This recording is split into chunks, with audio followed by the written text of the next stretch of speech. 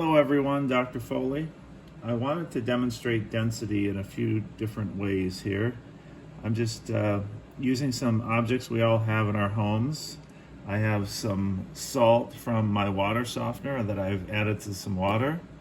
I have a fresh egg out of my refrigerator. I have a glass. I have some red and blue food coloring. I have some distilled water here. And I have what's called a Galileo thermometer back here that I will show you in another video that I'll splice together. But all these objects can demonstrate density of liquids, and density of liquids, the behavior of those is similar to the density of gases and the density of solids. So let's just review what I'm going to show you today. So in chapter 1, we're talking about density, which is an intensive property of matter. It's defined as mass per volume. And I can show you how density can change when you add something to water. So if you have pure water, the density is about 1 gram per milliliter. And that's density is mass per volume. So in a beaker of fresh water, it's just the mass of the water molecules divided by the volume of the water molecules that define its density. If I add salt to water, I've scooped up a bunch of salt from my water softener and added it to water, and I've been letting it sit a while and stirring it. What I'm trying to do is create what's called a saturated solution of salt. I have way too much sodium chloride in here, but a bunch of it will dissolve in the water and create a very, very salty solution. That's called a saturated solution because you can clearly see I still have a lot of salt that isn't dissolved. I've added so much salt to this volume of water that all of the salt will never dissolve, no matter how long I wait. I could come back in 10 years and assuming this water didn't evaporate, there would still be salt sitting there. So I know that's a very salty saturated solution, and I can predict with some common principles that the density of this solution is going to be higher than the density of fresh water. So let me just pour some fresh water into this beaker over here. Fill it up to about there. This is just distilled water, which means it's 100% water. The density of this solution is about 1 gram per milliliter. The density of this solution is about 1.2 grams per milliliter. The reason why it's higher than water is because not only do I have water molecules in this beaker, but I also have sodium chloride molecules. I actually have sodium ions and chloride ions floating around as they dissolve. You can't see them obviously, but they're there and they have mass. So the total mass of this solution is actually higher per volume than the mass of that solution per volume. If I took out a milliliter of that and weighed it on a balance, it would weigh about 1 gram. If I took out a milliliter of this solution and weighed it on a balance, it would weigh about 1.2 grams. Again, that's because for every milliliter of this solution, there's not only water, but there are sodium chloride molecules which are dissolved into ions. Now, the sodium chloride molecules actually take up space when they dissolve, but relative to the volume of water, it's very small, so we can ignore the volume of the sodium and chloride ions as they dissolve. This is the first experiment I'll show you. In the second experiment, I want to demonstrate how density can change, not by adding something to a liquid, in this case salt to water, but you can change the density of a liquid by changing its temperature. And the reason why a liquid changes its density when temperature changes is for this reason. Imagine you have a cold liquid, could be water, could be any liquid, but you add heat to it and it becomes a hot liquid. What happens? Well, on a molecular level, the molecules are moving faster when you heat them up. That's what temperature is. When the temperature increases, atoms and molecules start to move faster, And if they move faster, they're going to take up more space, right?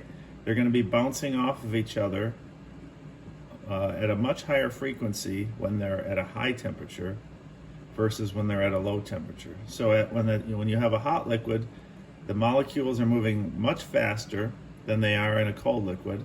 Therefore, the molecules take up more space in a hot liquid. Well, what is space? We call it volume. So if you just look at the formula of density, if a hot liquid's volume is higher, is going up, this number in the denominator is increasing. So if the number in the denominator is increasing, but the mass is staying constant because I'm not adding any mass to this cold versus hot liquid, I'm just heating it up. So the mass is staying constant, but the volume of the hot liquid is increasing. So this number, the ratio of mass to volume, is going down for a hot liquid. This number on the bottom, a volume of a hot liquid, is higher than the volume of a cold liquid.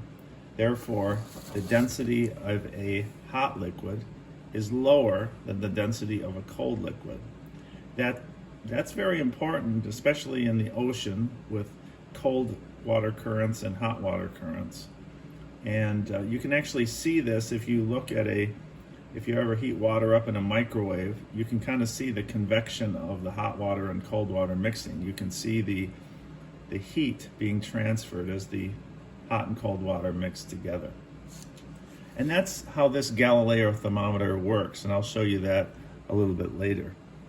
I'm going to have to splice a few videos together, but I'll show you all this and splice it into the lecture videos as well. So here's my egg. I'm just gonna, now you're gonna do the density of an egg experiment this week or next week, depending on if you're in Chem 165 or 105. But let's just see what the density of the egg is. I have fresh water here, I'll put it in there. Careful, I don't wanna break it. And it clearly sinks in the water.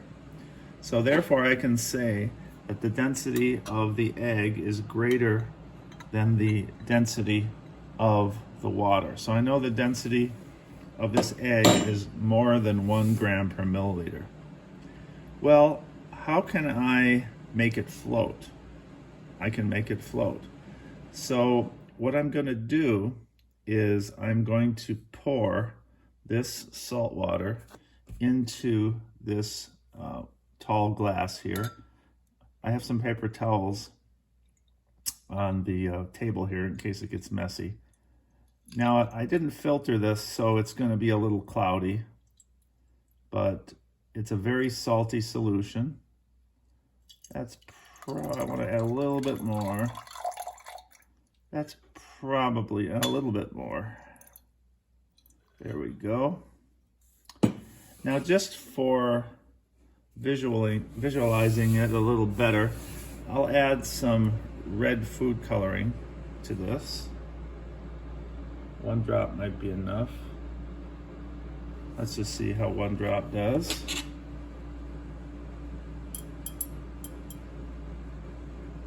That makes it pretty. Maybe 1 more drop. The reason why I'm adding food coloring is because I want you to see the boundary between the two liquids. One is a solution, one's a pure liquid water. So that's the salty water. And now I can predict, I'm predicting that since I know that that density is pretty high, because I've been letting this salt sit around, I've been letting the water sit with the salt for quite a while, I'm predicting that this is going to float in this. Remember, it sank in this fresh water. And now I'm going to predict that it floats. So I'm going to use this spoon to kind of lower it down so I don't break the egg. I'm just going to gently set it in there. Now, trust me, the glass looks thin, but it is wide enough to hold the egg. I can see it's bouncing. So it's not floating there because it's trapped against the glass. It's actually floating because that solution I've added, salty water, is more dense than the egg. So that's why that's why the egg floats, because the density of the egg is lower than the density of the salt water. And now I can do something pretty cool. I can show you how ocean currents kind of work with hot and cold water, and I can simulate that with salty water versus fresh water. And that's kind of how I'm imagining how at the end of the Mississippi River, as it enters the Gulf of Mexico, you have fresh water from the Mississippi mixing with the salt water of the Gulf, and you have this sort of effect going on where the fresh water will actually be floating on top of the salt water, and it will eventually mix with time because atoms and molecules are always moving, so they naturally mix even if you don't stir them. And I'm going to add blue food coloring to the fresh water. I chose red and blue because they mix together to give you purple, and that's what I had around the house. I wanted to use red and yellow to make orange, but I couldn't find any yellow food coloring, so this will have to do. So I think I have enough water, but let me just add a little bit more. There we go. That's probably enough to fill up that glass. Okay, now watch what happens. Now I'm going to try to cushion the fall of the fresh water onto the salt water. I could tilt the glass and maybe do that, but I think this will work too. I'm going to put the spoon in right at about the surface of the, sorry if I'm blocking the camera shot, but I'll kind of do it over here. Now I'm going to pour this blue colored fresh water slowly into the, let me try that demonstration again with pouring the two liquids together, because I know I watched the video and my arm got in the way. So again, here is very salty, saturated water, salt water, so we know it has a higher density than fresh water. I'm going to pour the glass. I'm going to pour it up to about half full, and I'll try to keep my arm out of the way this time. Again, it's a little cloudy because I haven't really filtered it. Let me put a little bit more in, but saturated sodium chloride will dissolve to give a clear solution. So I'm going to add red food coloring to that. I think 2 drops will do. So again, here's my saturated salty water. We know its density is higher than the density of, again, I'll use my spoon to lower the egg down. We know the density of the saturated salt water is higher than the density of the egg. That egg is floating in the water because its density is lower than that.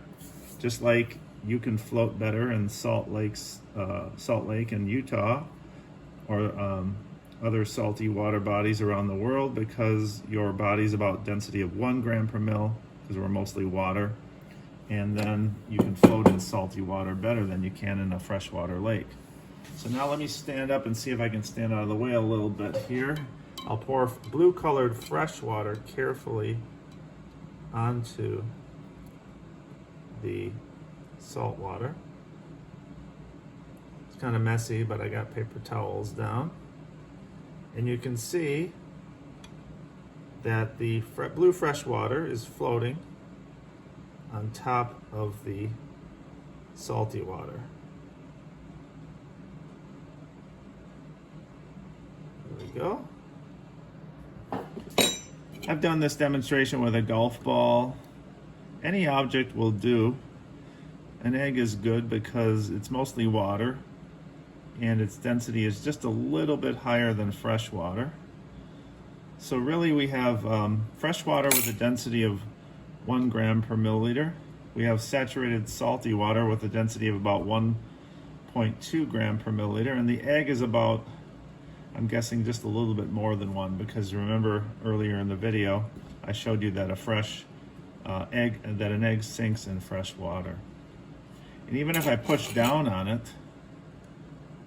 it bobs up. It always goes to the boundary between of the salty water. Low density, high density. Now, let me just take this glass stirring rod and push on the egg. And you can see it's floating at the boundary of the two liquids. It hasn't floated to the top and it hasn't sunk to the bottom. It's sitting right at the boundary between the fresh water and the salty water. And that's kind of how this Galileo thermometer works, but it works on temperature, and this works on a mass of something dissolved in a liquid. But they both have an effect. Temperature affects density. I have the thermometer sitting in a large bowl of ice water to cool it down, and I'm affecting the density of the liquid because I'm lowering its temperature. And I'm versus this, where I'm affecting the density of this versus this by adding salt to this, and this is 100% water.